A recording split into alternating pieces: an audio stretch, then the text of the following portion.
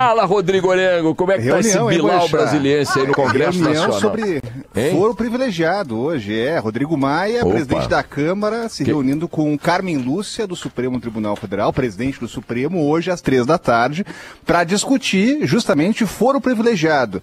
Aí a grande pergunta, Boechat, após a reunião alguma coisa vai mudar? Não, não vai mudar, né? Agora a gente tem processos que vão demorar, tanto no Supremo quanto na Câmara, porque não depende apenas de Rodrigo Maia e Carmen Lúcia uma decisão sobre esse assunto. No Supremo, por exemplo, já tem maioria, já tem uma posição formada do Supremo. Falta um ministro entregar lá a vista do processo, né? Pediu vista, foi o caso de Dias Toffoli.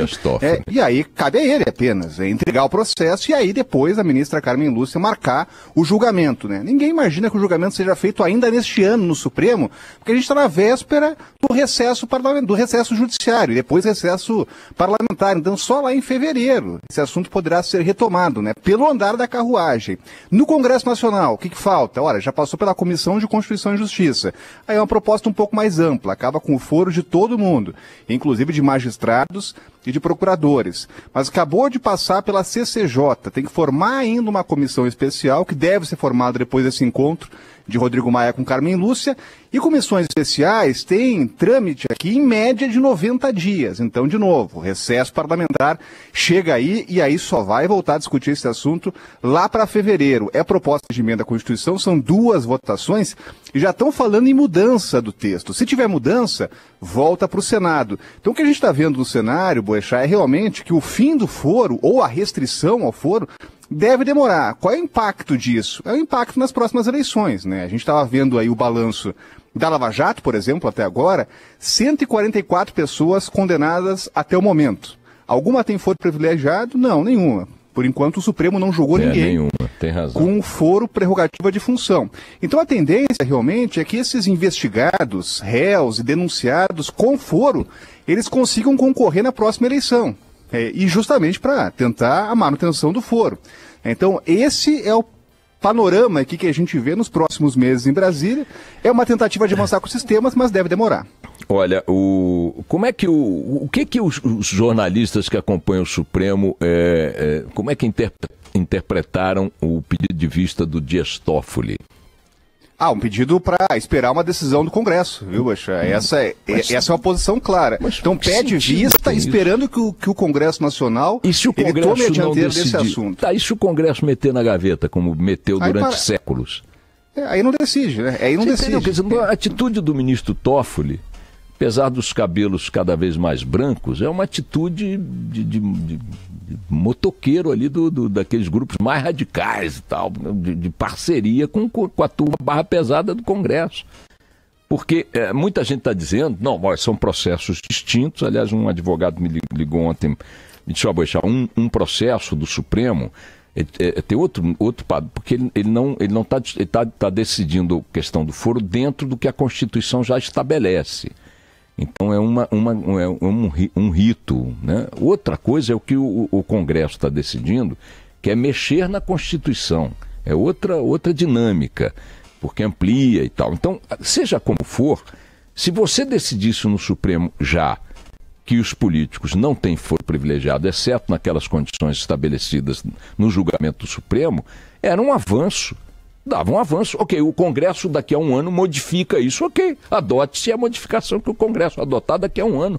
A atitude do ministro Dias Toffoli, me desculpe, não é explicável à luz do que possa ser razoável. Por mais que ele encontre lá na biblioteca dele, eles sempre encontram os artigos onde fundamentam e aí vendem o peixe, embalam o peixe num celofane de erudição e aí a turma, o ministro... É o seguinte, é simples. O ministro Dias Toffoli fez uma atitude cúmplice com as quadrilhas do Congresso Nacional, que não querem mexer no foro privilegiado dos políticos. Porque se você disser, não, o Congresso está pretendendo isonomia e a sociedade quer a isonomia, acaba com o foro privilegiado para todo mundo, ok, a sociedade quer isso, está legal. Só que é o seguinte, quem está pendurado nas investigações hoje não são as categorias, pelo menos predominantemente, que vão perder o foro privilegiado de acordo com o Congresso, são os políticos. E estes já perderam em função da decisão do Supremo.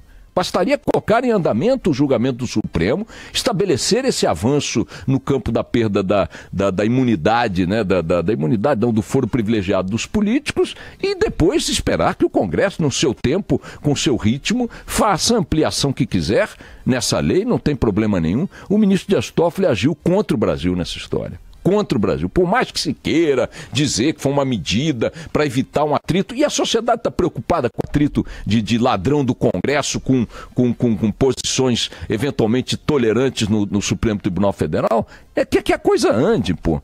Entendeu? Mas enfim, vamos lá. Sabe, pelas ações da Lava Jato em Curitiba, o juiz Sérgio Moro reconhece que está frustrado com a lentidão do Supremo Tribunal Federal. O magistrado participou ontem de um evento em São Paulo, afirmou que as eleições de 2018 serão a melhor oportunidade de restringir o alcance do chamado foro privilegiado. Para ele, no entanto, a classe política não tem interesse em mexer nas regras atuais. Deveria vir das nossas lideranças políticas iniciativas para a eliminação do foro privilegiado, para redução de loteamento político de cargos públicos. Não obstante, o que se verifica é quase uma completa omissão da parte das nossas lideranças políticas em promover medidas dessa espécie. No STF, o julgamento que pode limitar a prerrogativa foi suspenso na semana passada após um pedido de vista do ministro Dias Toffoli. O placar está em 7-0 para que o foro valha apenas nos casos de crimes cometidos durante ou em razão do mandato. O relator da ação é o ministro Luiz Roberto Barroso. Acho que o maior problema do Supremo é uma competência que ele não deveria ter, que é essa de funcionar como juiz criminal de primeiro grau de autoridades encrencadas. É isso, né? Tá lá o próprio senhor. Aliás, o ambiente no Supremo tá muito ruim, viu, Barão? Tá muito ruim, muito ruim. Há um ambiente ali impróprio para uma corte suprema e tal. Os ministros estão... O ambiente de tensão ali entre eles... Estão ouriçados. E eu não vou ficar aqui fazendo linguagem direta. A figura central desse processo de tensionamento ali é o Gilmar Mendes. Ele questionou, também falou sobre esse assunto. Questiona se a mudança será de fato positiva. Tirar do Supremo não significa que nós vamos ter um modelo funcional lá embaixo. A justiça criminal no Brasil como um todo, não só do Supremo, ela funciona mal. Será que vai ser bom? Será que nós não vamos ter uma grande influência política lá?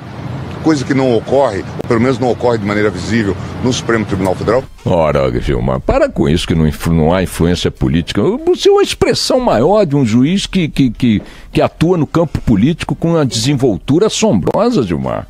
Com todo respeito, Excelência. Não é possível que o senhor ache que está falando com um país de 200 milhões de pessoas, todos eles completamente idiotas, que não sabem discernir diante dos fatos, que o senhor mesmo é um personagem que os coloca de maneira muito clara. O que foi o julgamento da chapa Dilma Temer no TSE, se não um julgamento político? O que tem sido decisões do Supremo permanentemente, com o seu protagonismo, até sem o seu protagonismo, se não decisões altamente influenciadas pela questão política? O que foi o julgamento da questão do Aécio no Supremo, se não político? Tudo do Supremo tem sido altamente influenciado pela coisa política. Mas a primeira instância pode ser influenciada. Bom, muito provavelmente será também, mas há um detalhe. No Supremo a gente sabe que a coisa não anda contra quem tem foro privilegiado, ministro. E aí não é responsabilidade sua, é histórica. O senhor me diga aí quando é que o Supremo, que já tem mais de 100 e tantos anos, condenou e prendeu o primeiro parlamentar no exercício do mandato? Quantas décadas, séculos levou para fazer isso? Quantos hoje detentores de foro privilegiado o Supremo está botando atrás das grades, ministro? Então dizer que não pode tirar do Supremo não é um ganho para a sociedade tirar do Supremo, porque na primeira instância talvez não tenha efetividade. Bom, talvez não tenha, mas no Supremo não tem. Já é um fato de hoje, ministro. Não entendo essas declarações, as figuras são engraçadas.